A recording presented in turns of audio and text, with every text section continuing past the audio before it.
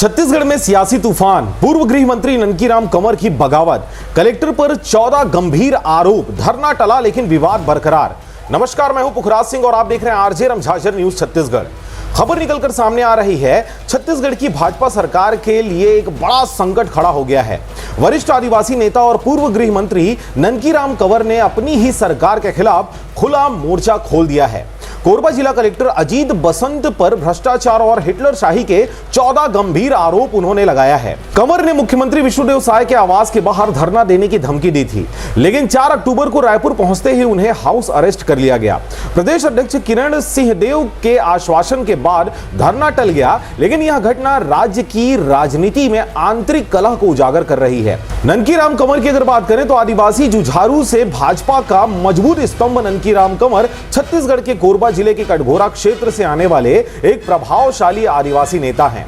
1990 के दशक से सक्रिय राजनीति में वे भाजपा के लिए आदिवासी वोट बैंक को मजबूत करने वाले प्रमुख चेहरे रहे हैं। कटघोरा विधानसभा सीटों से 1998, 2003, 2008 और 2013 में 4 बार विधायक चुने जाने के बाद उन्होंने रमन सिंह सरकार में 2003 से 2013 तक गृह मंत्री के रूप में महत्वपूर्ण भूमिका निभाई है। नक्सल प्रभावित क्षेत्रों में सुरक्षा व्यवस्था मजबूत करने, पुलिस सुधार और आदिवासी विकास योजनाओं को लागू करने में उनका योगदान सराहनीय रहा है। कंवर की छवि एक निडर और जनता के हितों के प्रति समर्पित नेता की है। उन्होंने वन अधिकार अधिनियम, FRA, भूमि अधिग्रहण और खनन प्रभावित क्षेत्रों में आदिवासियों के अधिकारों की रक्षा के लिए हमेशा आवाज उठाई है। भाजपा के संगठनात्मक ढांचे में भी सक्रिय उन्होंने बस्तर, सरगुजा और कोरबा जैसे आदिवासी बाहुल्य क्षेत्रों में पार्टी को मजबूत आधार प्रदान किया। हालांकि 2018 और 2023 के विधानसभा चुनाव में हार ने उनकी स्थिति को चुनौतीपूर्ण बनाया, लेकिन उनकी लोकप्रियता और जुझारूपन आज भी बरकरार है।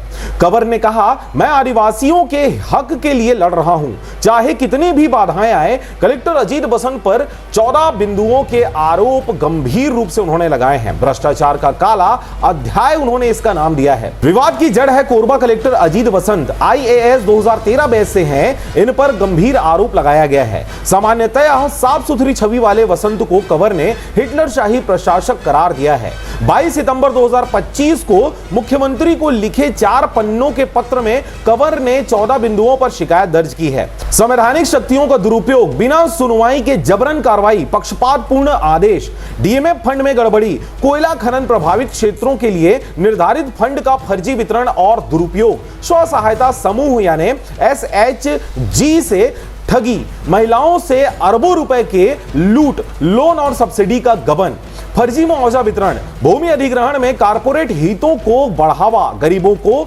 नुकसान, आदिवासी भेदभाव और भ्रष्टाचार, शराब, कोयला और दवा घोटालों से जुड़े सैकड़ों मामले, पूर्व कांग्रेस सरकार के घोटालों पर कार्रवाई न करना जैसे गंभीर आरोप कंवर ने अपने पत्र के माध्यम से लिखा है। कंवर ने पत्र में चेतावनी दी थी कि 3 दिनों में कलेक्टर न हटे तो वे धरना देंगे। उन्होंने कहा, कलेक्टर कारपोरेट हितों के लिए आदिवासी अस्मिता का अपमान कर रहे हैं। वसंत की छवि पहले सक्रिय अधिकारी की रही है, जैसे स्कूल ब्रेकफास्ट योजना से कुपोषण कम करना, लेकिन ये आरोप उनकी साख पर सवाल खड़े कर रहे हैं। घटनाक्रम की अगर बात करें तो धरना से हाउस अरेस्ट तक का ड्रामा किस प्रकार गढ़ा गया आपको बताएं। 22 सितंबर को कंवर के द्वारा मुख्यमंत्री को एक पत्र लिखा जाता है। 26 और 27 सितंबर को रायपुर कलेक्टर को धरना अनुमति के लिए पत्र अल्टीमेटम दोहराया जाता है। 1 अक्टूबर को सामान्य प्रशासन विभाग यानी GAD ने बिलासपुर कमिश्नर सुनील जैन को 14 बिंदुओं पर तथ्यात्मक रिपोर्ट मांगी। 3 और 4 अक्टूबर को कंवर समर्थकों के साथ रायपुर पहुंचे, एम्स के पास एक परिचित के घर रुके, लेकिन सुबह 10 बजे पुलिस ने घेराबंदी कर दी, बैरिकेड्स लगा दिए, सादे पुलिसकर्मी तैनात भी कर दिए। कंवर ने इसे घेराबंदी बताया, लेकिन प्रशासन ने इसे सुरक्षा व्यवस्था में लगाए गए पुलिसकर्मी बताया। दोपहर में समर्थकों का हंगामा फूट पड़ा। कंवर ने मीडिया से कहा, अगर यही रवैया रहा तो भाजपा अगले चुनाव में 10 से 15 सीटों से ज्यादा नहीं ला पाएगी। शाम को प्रदेश अध्यक्ष किरण सिंहदेव ने कुशाभाऊ ठाकरे परिसर में मुलाकात की। 2-3 दिनों में जांच पूरी कर कार्रवाई का आश्वासन दिया। कंवर कोरबा लौटे, राजनीतिक प्रक्रिया किस प्रकार से सामने आई, आंतरिक कलह और विपक्ष का तंज। यह घटना केंद्रीय गृह मंत्री अमित शाह के बस्तर दौरे के ठीक बीच हुई है, जिससे भाजपा में असहजता बढ़ गई। गई। कंवर ने पार्टी नेतृत्व पर उपेक्षा का आरोप लगाया। छत्तीसगढ़ मूल निवासी संघ ने उनका समर्थन किया, लेकिन धरना जारी रखने की चेतावनी दी। विपक्ष ने इसे भुनाया। पूर्व सीएम भूपेश बघेल ने कहा, भाजपा का अनोखा राज अपने ही नेता को कैद करना। पीसीसी चीफ दीपक बैज ने एक्स पर लिखा, आदिवासी आवाज दबाने की साजिश हो रही है। कांग्रेस ने इसे तानाशाही करार दिया। निष्कर्ष की अगर बात करें तो जांच का इंतजार, लेकिन सियासी संकट गहरा रहा। ननकीराम कंवर का यह आंदोलन छत्तीसगढ़ में आदिवासी असंतोष को उजागर करता है। उनकी जुझारू छवि ने उन्हें भाजपा का मजबूत स्तंभ बनाया, लेकिन अपनी ही सरकार के खिलाफ बगावत ने पार्टी की एकजुटता पर सवाल उठा दिए हैं।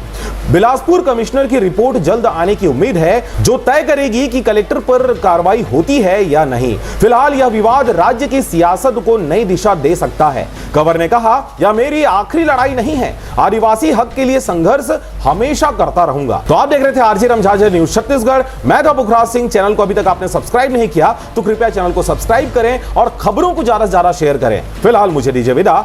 नमस्कार।